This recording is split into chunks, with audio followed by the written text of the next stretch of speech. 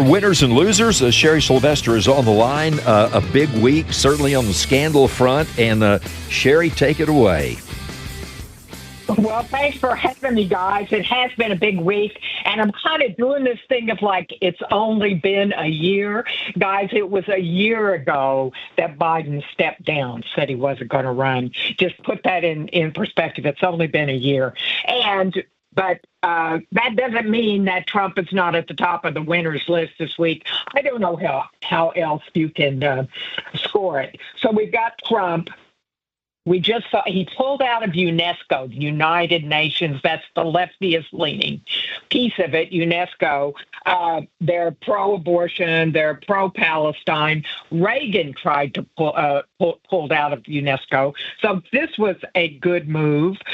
He issued an executive order this week reining in the power conferences and saying he was determined to save college sports, not just football, which the big power conferences want to sort of move into a more professional league, but all the college sports, so women's sports and the sports that don't make any money. He did that. You guys just heard him on the Ukraine. He said, I'm on the side to stop the killing. I mean, just totally cool there. And then the other thing that Trump did, which is when we see him do these things, it's like this is why we elected him.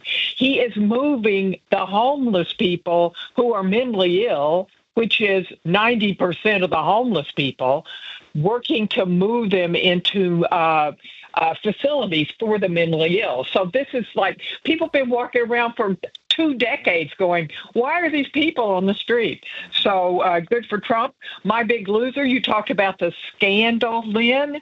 Let's talk about Obama. Oh, yeah. And the new DOJ bombshell that Tulsi Gabbard dropped that showed that it was Obama ginning up the Steele dossier and all of Russiagate. This completely transforms the way we're going to think about this because this is the root of the big lie. I know the media will try to cover up, but this is it. I had a tie for 4 people as my big loser of the week, and they were Obama, Brennan, Comey, and Clapper.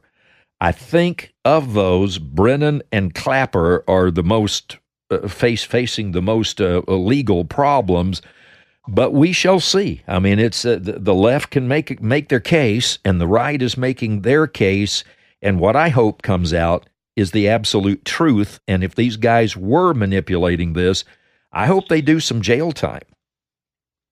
Absolutely. I am doubtful, but I hope you're right about that, Lynn.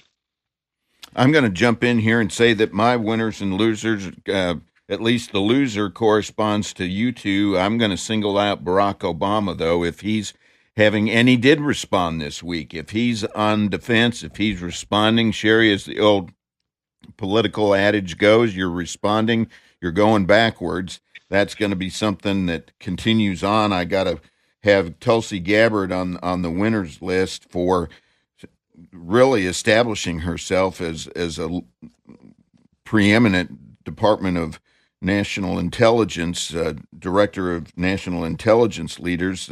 She had a well-documented report. This is going to be something that is now referred over to the Department of Justice. But did you see the poll today in the Wall Street Journal that say Trump's approval ratings are holding up? 88% of GOP voters approve of his performance, including 66% who strongly approve. That's after some of the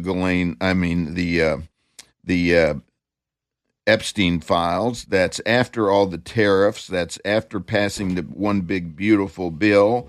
Democrats, on the other hand, are on their heels. They're looking at losing more seats in the legislative elections coming up, according to even CNN. So we may be at a little bit of a pivot point here coming to the end of the summer, and everybody's already focusing, like you said, Sherry, where's time gone? Already focusing on the elections. All right, Ghislaine Maxwell is my winner of the week because Ghislaine Maxwell is in the news. She's singing apparently like a canary. If we can figure out if she's telling the truth or not, I think they will. I think they will have a pretty good idea. She may have some backup for some of this, but she's trying to get out of prison. That's what she's trying to do, and this gives her the best chance that she's had. And I think she has an incentive to tell the truth. So she's my winner of the week. Absolutely. Well, I'm going back to something that's very important to me, and that is the bathroom bill, which is now in the special session, Senate Bill 7, sponsored by Mays Middleton, Valerie Swanson over in the House. You know, in 2015, we tried to pass the bathroom bill, and the media just made it really a cause celeb that joined in with the Democrats. And so now, if you're a woman, don't let me be indecorous on your show, guys, but every time you walk into a filthy bathroom where men have dribbled all over the floor, you should blame the Texas media and the Texas Democrats for not passing a bill that said, you know what, women, you get your own restrooms. So now Governor Abbott put that back on the special session. Lieutenant Governor Patrick dated Senate Bill 7, which is a pretty good lucky number. Mays Middleton's going to push it, and Valerie Swanson in the House. So big winner for me. Wait a minute, Sherry, I think that's a pretty good idea. I don't know why we hadn't thought of it before. Separate restrooms for men and women. That's awesome. Yeah. I mean, yeah, don't even get me going on the history. I know we just like to keep focused on Central Texas here, but I just have to say this because TPPF does such good work. Harris County property tax payers, big losers this week. Analysis came out by the Houston Chronicle. They've got 5 people on the salary over there that are making over $400,000. And it's not just the doctors, you know, the medical examiner always makes a lot of money, but the toll road director does. Somebody's chief of staff, some county commissioner's chief of staff makes over $400,000. Mattress Mac was out talking this week. I love Mattress Mac. And he said, we cannot let Houston, you know, Texas's largest city and biggest county, turn into Detroit, and that's his fear. So, big loser, Harris County. You and Woolley like Mattress Mac because he's just going to save you money. Those famous commercials. I'll jump in here with my final comment, Lynn. I got to include in the losers this week, both Adam Schiff and Ken Paxton have been caught having multiple homes and claiming more than one of them as a residence, in particular for Paxton. That means that he's also being looked at for getting a break on his interest rates when you claim a house as a resident. And number 2, as you claim it as a homestead, you don't have to pay taxes. You can only declare one homestead. I think that's going to come back to bite Paxton as the peccadillos pile up in his, or come to light, shall I say, for the Texas voters. I have a number of losers, Sherry. I'll just go down the list. I saw on television this week a man without a soul. Oh, yeah. And I'm going to make Brian Koberger, the quadruple murderer, my big loser, maybe of the century. I've never seen anything this evil. All right, Mike Siegel is an Austin city councilman who says we need to really tax the hell out of the citizens of Austin so that we can keep Austin progressive. Now, Hunter Biden has shown the world precisely what he is. He's a bitter and profane little man. Great one. And he came out and showed everybody precisely what he is. Yes, that's the bleep sound. We had to purchase a couple of new bleeping machines to run him. Cover Hunter, yeah. Stephen Colbert of the Democrats say, well, never mind that his show is losing CBS $40 million a year. It's a conspiracy. Another good one. Wow. Crazy. Well, guys, let me see if you'll agree with me on the loser list. You know, Defense Secretary Pete Hegseth came out this week and reiterated, that women should not be involved in combat. And then we find out that there was a woman flying one of those B-2 bombers that bombed Iran. And I want to remind everybody that DEI is not no women. DEI is everybody's judged on merit. Yes. That's what we're trying to fight. Big difference. If this woman is good enough to fly the plane and she can hit the target, she gets to fly. That's the point. The point of fighting DEI is we don't have to have a woman in the plane. So it's important to keep that. Now, what do you guys think about Rogan saying Tallarico should run for president? He's now in the Texas Senate polls. He's like pushed out Colin Allred. Nobody's even heard of him anymore. I don't know. Not a fan of Tallarico over here, but you guys cover him a lot closer than I do. What do you think? Well, I'll say what I think about Tallarico. It's not going to be good, and I can say it in a quick sentence. He's no pastor. He's no preacher if he supports abortion. And there we have it. And that's what I think of him. I think he's a worm.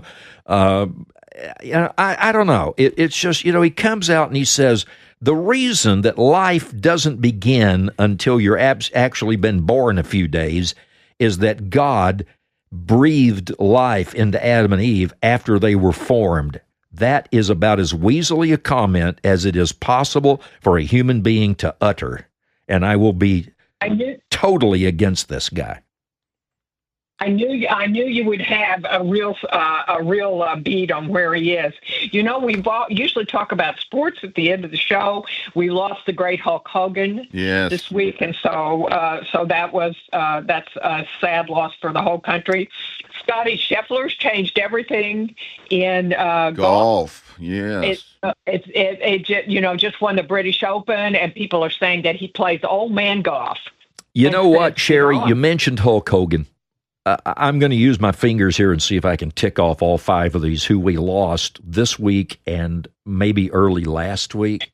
Hulk Hogan, Connie Francis, Malcolm Jamal Warner, Chuck Mangione, and Ozzy Osbourne. Mm-hmm. That was a tough week. All right, I have Emmanuel Macron as a loser for recognizing a country, Palestine, that has no place on the map. But I have another big winner this week that I'll close with. Okay. And that is dogs. How so? Well, because Superman came out.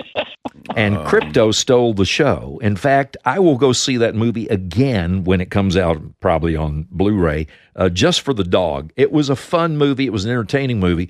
But dog adoption inquiries, now that's inquiries, spiked 500%, apparently due to the movie. Now, people are warning, don't go to the pound and take a dog home.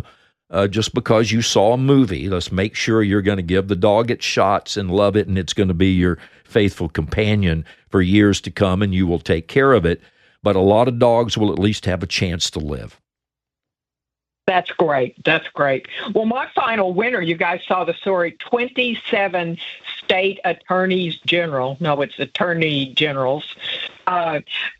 Petitioned the NCAA to give back the trophies to the women that lost them to trans men. So we'll see if they move forward on that. But this trans thing is so over.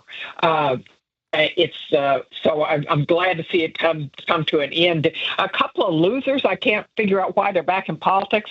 Beto and Beto O'Rourke, Robert Francis O'Rourke, barnstorming around the state trying to stop the redistricting, and Wendy Davis.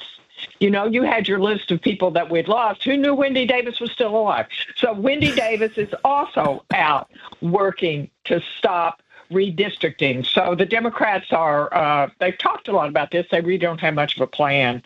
Well, that's about our time. But Sherry, you have kind of messed up my Friday here. Now I've got to go figure out if it's attorneys general or if it's attorney generals, because I'm not sure I know which. Attorneys general. Okay. Attorneys general. Attorneys general. All right, we'll leave it at that. Sherry, thank you so much as always. Always a fun time for winners and losers, and let's do it again next Friday. Thanks, guys. Have a great weekend. You too. Talk